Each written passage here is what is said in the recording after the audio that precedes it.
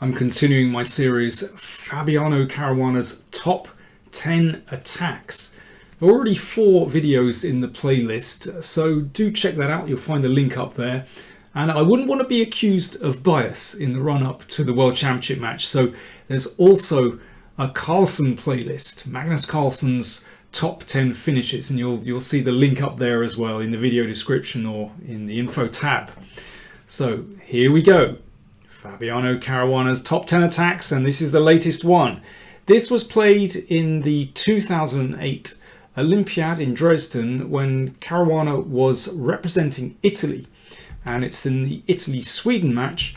So his opponent here is Emmanuel Berg from Sweden. It's a French defense, and Berg plays the Rubinstein variation, exchanging on e4, so you don't get that fixed pawn structure, and piece play rather dominates in these kind of positions. And this is a very logical way for both sides to play.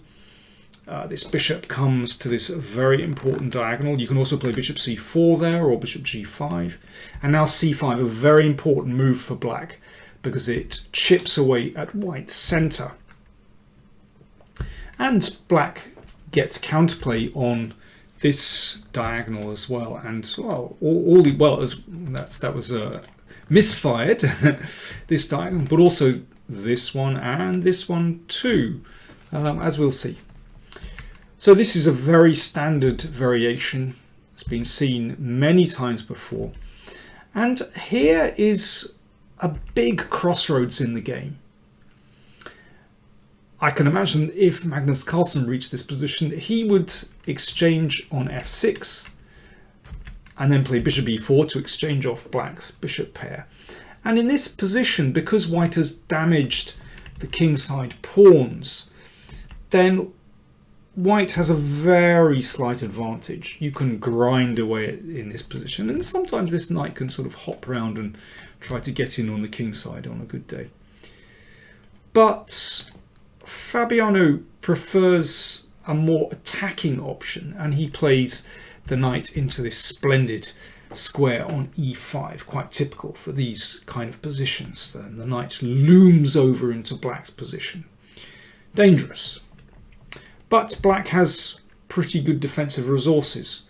Rook fd8. Now, Berg still isn't worried about this exchange here. What he's done is he's actually made room for his king to run out in case white exchanges on f6 and wants to check the king. So black is actually safe here. King h1 from Caruana. So obviously this prepares the advance of this f-pawn, and if you can ram it through to f5, you can open up the f-file. Could be very dangerous. And now here a typical idea for black would be to play rook d5 to bring this rook into the game. It has influence along this rank, and you can perhaps prepare to bring the rook over here. Typical idea. But bishop e7 instead from Berg, protecting that knight. That's also not bad. Rook e1 from Caruana, so already a bit more pressure comes to bear on the e6 pawn. That's a very aggressive option. h6 played, attacking the bishop, which drops back to h4. And here again, this rook could be used actively with rook d4. This has actually been played before. Looking here and perhaps bringing the queen's rook into play on the d file. Very, very common. I remember, in fact, Rubinstein himself, one of the originators of this system, used to remember a famous game where he's used the rooks actively along the d file.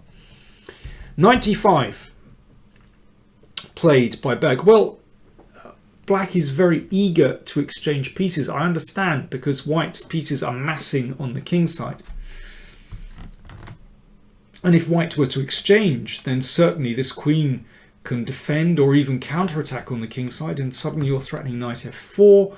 This is potentially very nice for black, I beg your pardon. So therefore bishop g3 covers the f4 square, also looks through to the queen. So bishop d6 prevents a discovered attack. And now Caruana, with his attacking instinct, spies that black's king is, well, has been left rather undefended. You can see these pieces here have moved away from the king, so he plays queen e4, threatening a big check here. So the knight comes back to defend h7 and attacks the queen, and then Caruana swings the queen over, so the queen moves into the danger zone around the king. So black has to be very careful now, but he wasn't careful enough. Here is where he played a really big error. He should play rook e8 here. I quite like that move because it's kind of prophylaxis against the advance of the f-pawn. And now simply rook d8, bringing the queen's rook into play. So black is set up to defend against f5. Of course, that's a very double-edged position. But instead, this was a very careless move. Black is too eager to exchange pieces. If he can exchange, then his position is actually pretty solid.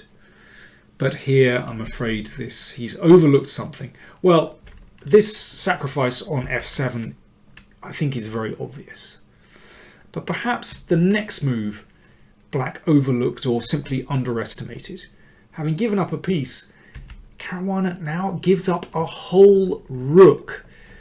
Now, he's a great calculator, and in order to play a move like this, you don't play a move like this by chance. You have to calculate in great detail. Now, there are some beautiful variations here. Let me show you a couple. First of all, the obvious question: what happens if that rook is taken? Well, again, many variations, but let me show you a nice one where the king basically gets checked up the board. And here we go, queen h5. So we're trying to lure the king up the board. If the king drops back, then we can keep going with queen f7 check. And the king gets chased up the board anyway. So g5, queen check. And now bishop e6. Looks like white's queen is the wrong side. No, it can slip out again. And we can catch the king on the queen side.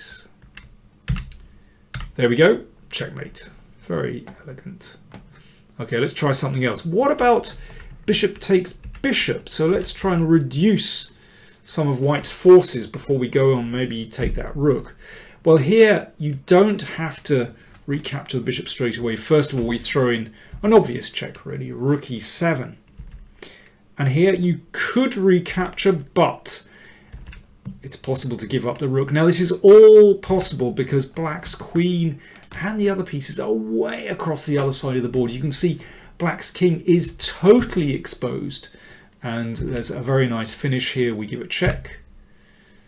And then we can give a discover check here and mate next move. Well, king e8. And then you can choose between bishop g6 and queen f7 mate, for example. So let's go back. The best move is probably knight e5, just shutting out the rook, actually. And then after this, white does get a fantastic attack like this. White is still the exchange now, but, well, bishop and 2 pawns against a rook. So it's a rough material balance, but these bishops are incredibly powerful, pointing at the king. But that's black's best. So, quick recap. Caruana has just given up a knight on f7, and he's just offered the rook here on e6. But black declines to take it, as we've just seen. Taking leads to mate. Knight c5 played. Now, if the rook retreats, then black is okay. So Caruana had to see that this is winning. So he gives up rook for bishop. So white is still a whole rook down. But that is a very powerful follow-up. Check. And attacking the rook. So if the king goes back, then white just takes the rook and then he's 2 pawns up. Should be a very easy win. So black played the king towards the rook, guarding the rook. But that is fatal. Rook e1 check. Now if the knight blocks, then we play queen g4. threatening g7, and well, there's still a pin here, and we can perhaps put more pressure on the knight. It's actually a winning attack for white. So black played king d7. And now a clever move, bishop b5 check, preventing the king escaping c6. Now if the king goes back, then this is fatal, rook e8, for example. I'm sure there are other moves as well. So bishop c6. And now again a very clever move, queen f5, just making sure that that king is not going to run around here. So if king d8, then that's actually checkmate straight away on e7. So black put the knight in the way, and now there is a really beautiful finishing combination here. You can see that, I mean, black is set up beautifully. There's a pin here, there's a pin here, and there's a pin here.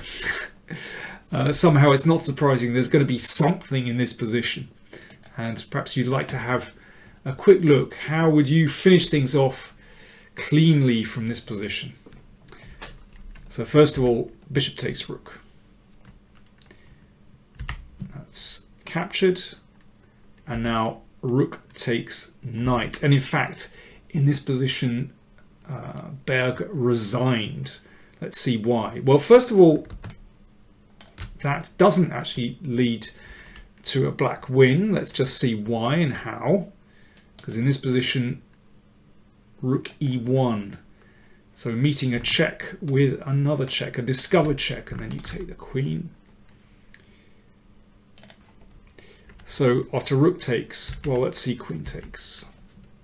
First of all, we throw in another check. Obviously, the king has to keep hold of the queen. And we exchange queens.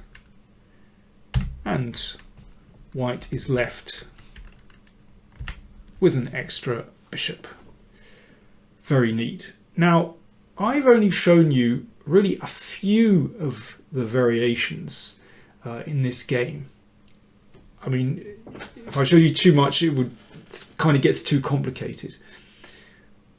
But really, Caruana had to see all these and more in order to justify giving up first the piece and then the rook. He would have had to have seen this right from the start, right way back here. So this was a tremendous feat of calculation, even though, you know, if you stick this on a computer, you'll see, of course, that the computer sees everything instantly. But I can tell you, in a real game with real chess pieces, with your clock ticking, then that's pressure. You have to make sure it's absolutely right. So I think a fantastic calculating performance by Caruana there, and I think some really beautiful variations there. So there we go. That's my next in series, Caruana's top 10 attacking games. I hope you enjoyed it. Please do check out the playlist, and of course, if you like these videos, then do subscribe to the channel. It's free to subscribe, and if you want instant notifications of new videos, which come every few days, sometimes every day, sometimes every 2 or 3 days, then do click the bell, and then you get a notification every time we post a video. And if you'd like to support the channel, then do check out patreon.com PowerPlayChess, and consider supporting us and enjoy the rewards, enjoy the extra videos that you get and other stuff. Thanks very much for watching.